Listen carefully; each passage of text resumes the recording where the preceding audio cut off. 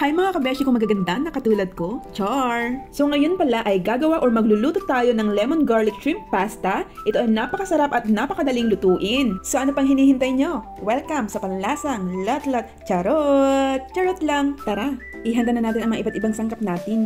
Una, ilalagay na natin ang mga hipon dito sa ating mahiwagang bowl. Kunti lang yung hipon natin dyan mga kabeshi, yung paksi yung natira ko nakaraan. Lagyan natin ito ng baking soda para mamuti yung ating mga hipon. Charot lang.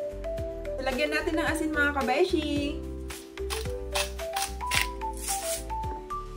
Lagyan din natin ng paminta, pampaganda at pampabata. Ganon. I-mix natin ito para maghalo-halo or magsama-sama ang lahat ng mga nilagay nating seasoning. Ganon. Maghiwa tayo ng bawang para sa mga aswang. Ganon. Char. So, balatan lang natin itong bawang natin.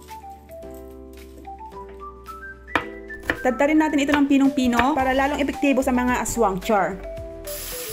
So, kailangan natin ng isang pirasong lemon para sa ating zest. Ganon. So, ayan. Kudkurin natin ito na may kasamang pagmamahal, mga kabeshi. Ganon. So, eto na mga kabeshi. Itabi muna natin ito. So ngayon naman, pipigain natin tong lemon natin para magkaroon tayo ng napakaasim na lemon juice, ganon. Tanggalin natin yung buto niya para hindi ito tumubo sa ating mga tiyan. Tapos magpapakulo tayo ng tubig para sa ating pasta. Lagyan natin ito ng asin.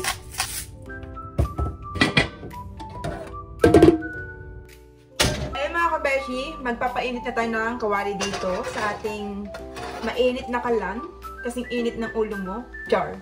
Okay, lagyan natin ng konting mantika. Dahil mainit na po yung mantika, lutuin na natin itong mga hipon natin. Haluin natin para hindi siya dumikit at hindi siya masunog. At huwag natin siyang i-overcook kasi mawawala yung pagka-juiciness niya. Ganun.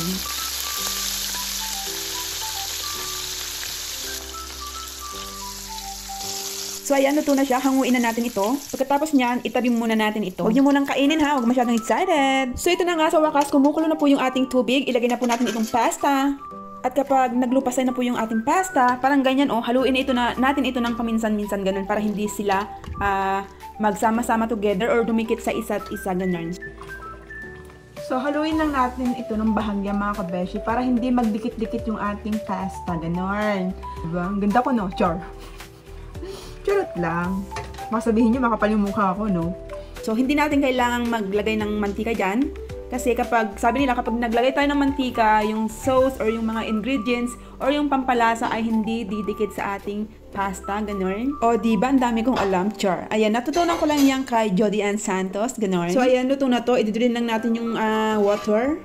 So ngayon naman mga kabeshi, kung magaganda, igisa natin itong mga bawang natin dito sa kawaling pinaglutuan natin ng ating hipon kanina, ganon. So wag natin sunugin yung bawang kasi kapag nasunog yan, nako, hindi na yan tatalab sa mga aswang. Char. So ngayon naman, ilalagay na natin yung konting pasta water, ganon, para hindi masyadong dry yung ating lemon pasta or lemon garlic pasta shrimp. Tama ba? Lemon garlic shrimp pasta, ganon. Ngayon naman, ilagay na natin itong nalutong pasta kanina. Tapos, dapat mahina lang yung apoy para hindi masunog or matustang masyado yung ating pasta. Tapos, haluin natin. And then, lagyan na po natin ng butter.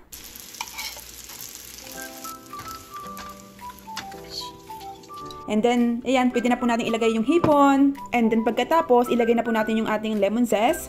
Sa madaling salita, balat lang po yan ng ating lemon na kinadkad natin kanina. And then, ilagay na rin po natin yung lemon juice natin. So, kung gusto nyo sobrang asim mga kabeshi, okay, lagyan siya ng more lemon juice, ganun. Lagyan po natin ng konting asin lang, pampalasa, paminta, pampaganda, at pampabata. Char. And then, pwede nyo po siyang lagyan ng parsley, pampagarnish lang. Tapos, hindi parsley po yung nilagay ko dyan kasi wala akong parsley mga kabeshi. So, ginawaan ko na lang paraan. Meron naman akong spinach dito. Ang ginawa ko is, ayan, yan yung ginamit ko. Tinatad ko na lang siya ng pinong-pinong, ganun. Para naman magkaroon ng konting kulay yung ating niluto, ganun. Para paraan din. Mga kabeshi, luto na po yung ating lemon garlic shrimp pasta. So, ano pang hinihintay nyo? Tikiman time. So, at ang bango niya mga kabeshi, kung nandito kayo, naku, talagang mababaliw kayo sa amoy niya kasi sobrang bango niya as in, talaga. So, ang hinihintay nyo, tikiman time. Titikman na natin. Ayan. Ayan, yung pasta muna yung titikman natin. Ayan siya, oh.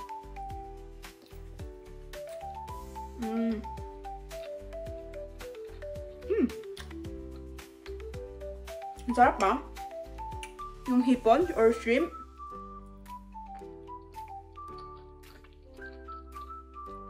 Ang sarap mga kabeshiwak. Ayun mga kabeshiwak, para sa akin, ang sarap ng aking lemon garlic shrimp pasta. I-try nyo to, napakadali niyang lutuin, di ba?